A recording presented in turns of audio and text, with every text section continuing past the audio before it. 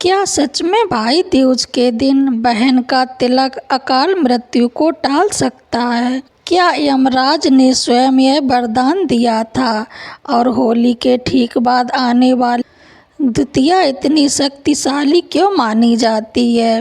5 मार्च 2026 की पावन भाई दूज पर मैं आपको कथा सुनाने जा रही हूँ।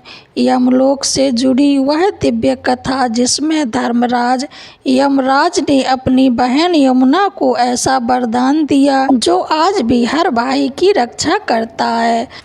इसलिए इस कथा को अंत तक अवश्य सुनिए, क्योंकि यह केवल कहानी नहीं, रक्षा का दिव्य रहस्य है।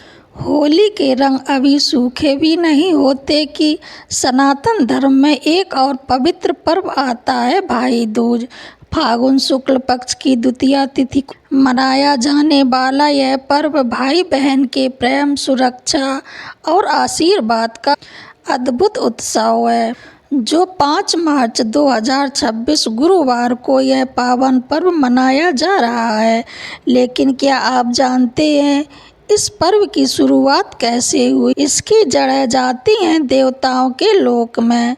वहाँ जन्म हुआ मृत्यु के बाद देवता यमराज और पवित्र नदी स्वरूपा देवी यमुना के स्नेह की कथा से।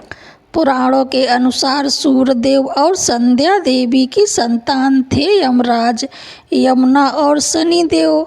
बचपन में यमराज और यमुना का स्नेह अतुलनीय था।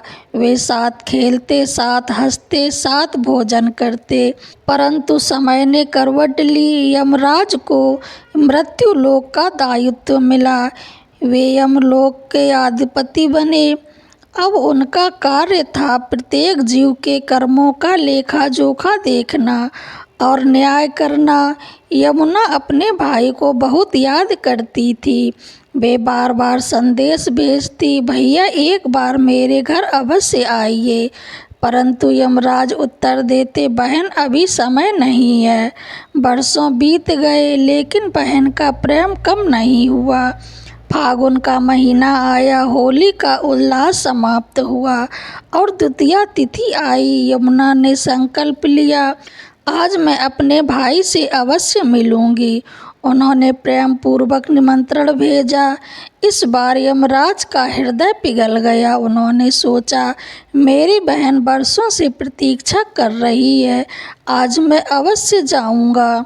जब यमराज पहुंचे तो यमुना ने दीपों से घर सजाया था, रंगोली बनाई थी, स्वयं अपने हाथों से पकवान बनाए थे। उन्होंने भाई के चरण धोए, माथे पर रोली, चावल, तिलक लगाया, आरती उतारी। उस क्षण मृत्यु के देवता भी भावुक हो उठे। यमराज बोले, बहन आज मैं प्रसन्न, तुम मुझसे वर मांगो। यमुना ने कहा, भैया जो भी भाई इस दिन अपनी बहन के घर आकर तिलक करवाए उसे अकाल मृत्यु का भय ना हो। यमराज ने वरदान दिया, तथास्तु।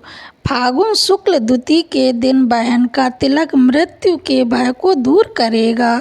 तभी से यह पर्व भाई दूज कहलाया गया। दूसरी कथा इस प्रकार है। श्री कृष्ण और सुभद्रा जी की। द्वापर युग में अत्याचारी नरकासुर का आतंक था। भगवान श्री कृष्ण ने उसका वध किया। जब वे विजय प्राप्त कर द्वारका लौटे तो उनकी बहन सुभद्रा ने उनका भव्य स्वागत किया। सुभद्रा ने भाई के माथे पर तिलक लगाया, आरती उतारी, दीप जलाए। उन्होंने कहा, भैया आप सदा विजयी रहें। श्री कृष्ण मुस्कुराए, बहन तुम्हारा यह स्नेह संसार के सभी भाई बहनों के लिए आदर्श बने। कहा जाता है कि उसी दिन से भाई दूज की परंपरा और भी प्रचलित हो गई। होली बुराई पर अच्छाई की जीत है और उसके बाद भाई दूज प्रेम और संरक्षण का पर्व है, अर्थात पहले बुराई का अंत, फिर रिश्तों का उत्सव। भाई दूज हमें किस प्रकार करना चाहिए, उसकी विधि क्या है, आइए अब जान लेते हैं। सुबह स्नान करें, पूजा थाली सजाएं, भाई को पूर्व दिशा की ओर बिठाएं, तिलक करें, आरती उतारें, मिठाई खिलाएं। भाइयों और बहनों, भाई दूज केवल एक परंपरा नहीं है, यह आत्माओं का बंधन है। तिलक केवल रोली नहीं है, यह रक्षा कवच है। यह बहन की प्रार्थना है, भाई की आयु लंबी होती है। इस कथा को श्रवण करने का फल, अगर किसी के यहाँ यह पर्व नहीं होता है तो इस कथा का श्रवण अवश्य करें। इसका फल भी उतना ही होता है जैसे भाइयों की आयु लंबी होती है, अकाल मृत्यु का भय दूर होता है, परिवार में समृद्धि आती है, रिश्तों में मधुरता आती है।